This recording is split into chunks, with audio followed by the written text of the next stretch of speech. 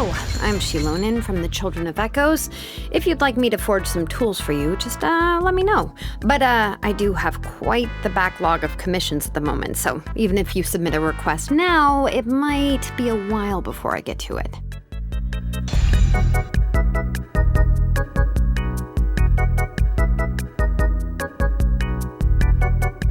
Man, I really made that intro a lot harder on myself by skipping like half the 10 pulls. I didn't initially have it planned, but I figured I got the footage, why not? It's kind of half crap, but I hope you enjoyed it. If it wasn't clear, my Xilonen pulls went fantastically, which is a breath of fresh air given that in Star Rail and Genshin, I've just kind of been getting shit on left, right, and center by every banner. It's been a not fun time, but at least Xilonen was nice to me. I was prepared to spend money on her if I had to, because my goal was C2R1, the Whale Dolphin Special. Can you really expect anything less when you basically combine Furina and Kazuha into a single unit? Compare the benefits of Xilonen and Kazuha on paper damage-wise with their weapons and their artifact sets. They can look pretty similar, and you might be like, do I really need that? Well, the answer, I mean, yeah, sure. If you don't have Kazuha, she is amazing, and even if you have Kazuha, you should probably pick Xilonen up. She is what we would call a meta-defining unit. She is opening up so many different possibilities, because when you just say like Kazuha, but she can heal, well, that's kind of crazy. Just imagine for a moment if you took Bennett's healing away. He would be out of a lot of the teams he's in. Because yeah, sure, if you're an amazing player, you can go without a sustain unit, but that is a rather uncomfortable way to play the game that most people don't enjoy, including myself. I like to have a sustain unit in the mix. But until now, Bennett basically had a monopoly on a lot of different teams.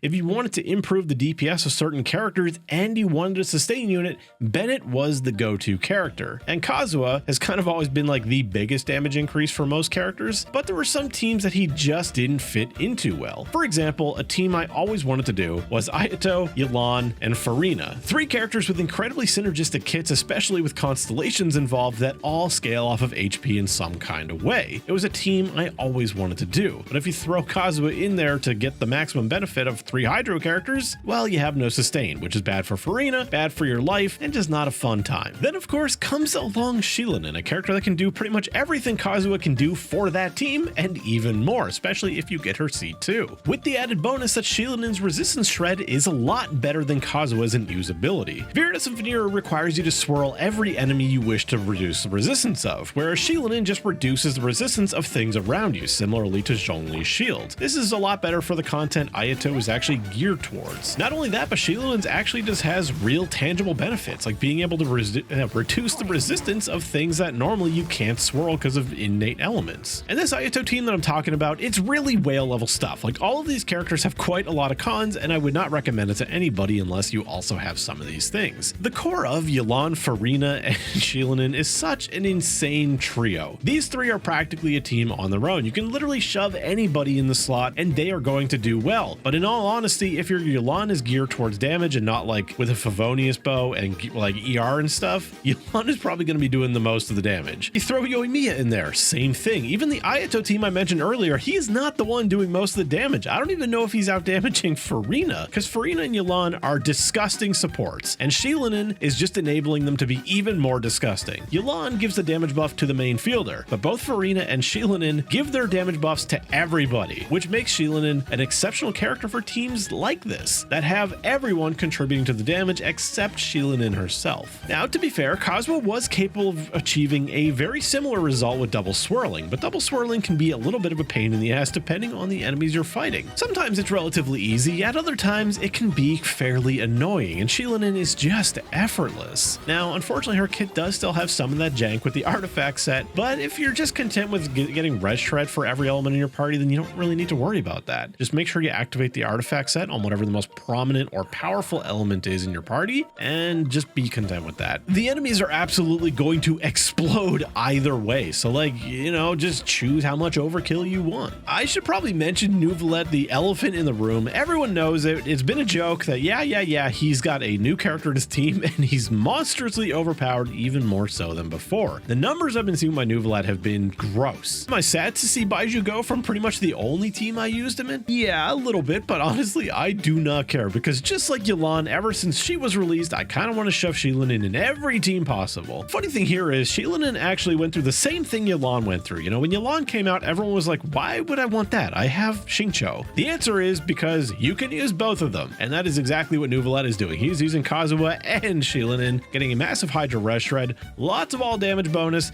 and his damage just goes through the roof. Now, full disclosure, every character in this Neuvillette team on screen has cons. Now, Kazuha's don't matter, but Freen and Neuvillette's are both insane with their R1 weapons and Xilonen's as well. And speaking of Xilonen cons, they're ridiculous. Sure, her C1 may not be the best thing in the world, but the C2 is so ludicrously powerful for certain elements that it is definitely strong enough to carry both of the early cons by itself. C3 makes her Res Shred even better. C4 turns her into a mini Shenhe because why rerun Shenhe on a banner when you could just add her to a constellation of another character? I'm aware that the constellation is more similar to Yunjin than it is to Shenhe, but it's funnier to... It's a joke, okay? C5, whatever, not that big a deal. C6 though, standard turn the support into a DPS kind of con. But the C2 is really the focus of this whole thing. Surprise, surprise. With the C2, Xilonen not only buffs all of these characters like Ayato, Neuvillette, Yoimiya, Ratheil, tons of characters, but now she also becomes one of the premier Geo supports, being an amazing pickup for Noelle. Ito, unfortunately, if you want to include them in a team together, there's not exactly a good way to actually get heals off. Now, in the past, I have actually used Goro to heal Ito, and with his innate defense scaling, it has been enough. Then comes a problem that if you want to include Farina, who is pretty much the obvious choice whenever you want to buff a hyper carry, the minion drain, like the health drain from her minions, that is going to beat out Goro's healing, and it's not going to be a good time. Things will get dire pretty quickly. For Ito, man, my man just can't catch a break with new characters. Like, there's always a problem, and you just get stuck in the same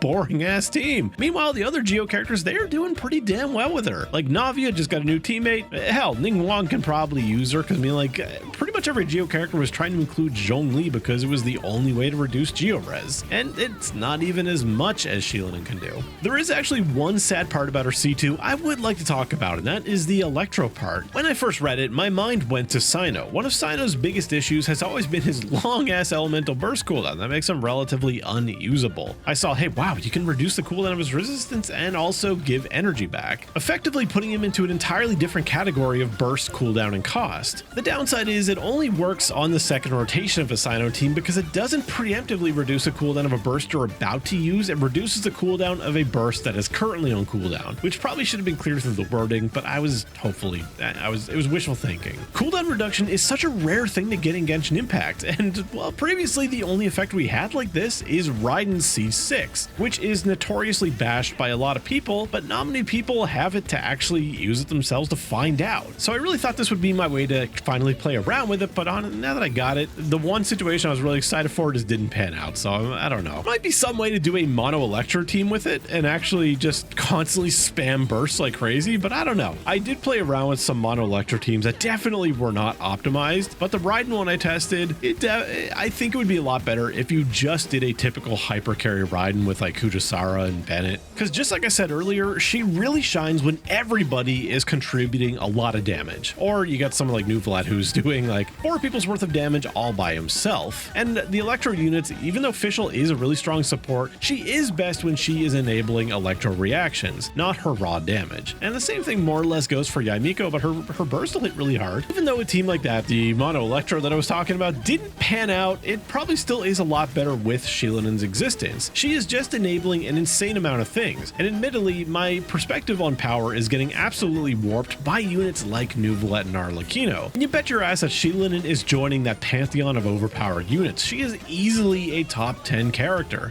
Kazuha may have grouping and some other benefits, particularly related to elemental mastery, but healing is kind of hard to beat. I mean, most people need a healer on their team, and the biggest problem Genshin Impact has always had with healers is that we have units like Bennett that are overpowered monstrosities that boost damage to insane levels and also heal.